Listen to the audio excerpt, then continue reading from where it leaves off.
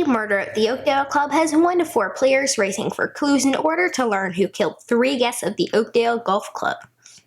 Players simultaneously grab cards and deduce clues while trying to learn who killed at a specific day, with a specific weapon, and at a specific location, as well as their escape card.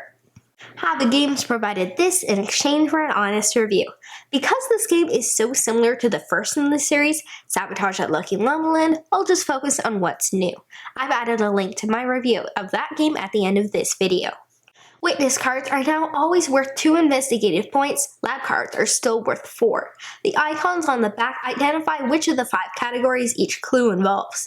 As before, witness cards provide a fact, but now there are 4 different lab card puzzles. DNA trace cards allow you to match a perpetrator to a weapon. Watch cards link a location to the time of the crime. License plate cards give a clue about the getaway vehicle. Alibi cards connect the perpetrator, time of the crime, and crime scene if you can place them on the map. Your goal is to generate a key code solution. The first to discover the 4 digits may grab the key. Once everyone is done, investigators check their solution by looking for that number on the solution board. If you see a matching color when you insert the key, you solve the case. All correct investigators add up their clue cards as investigative points. If the fastest investigator of the key was correct, they may discard one of their lowest numbered clues. The player with the fewest points wins. Investigate the scene, deduce the truth, and solve the murders. That's the Key Murder at the Oakdale Club.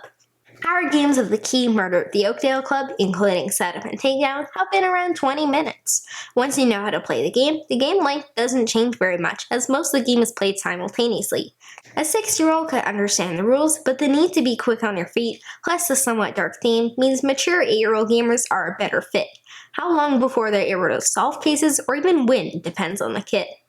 I quite like nearly all of the Key Murder at the Oakdale Club's editions. The watch clue is pretty tricky. You need to rotate it and think about what you can't see rather than what you can. I'm not a big fan of the map clue. The times aren't exact, so you can be like, oh right, it wasn't at the clubhouse, but it could be here. The time spent on these costly cards, though, is worse than just grabbing a couple lower value cards, plus those are easy to figure out.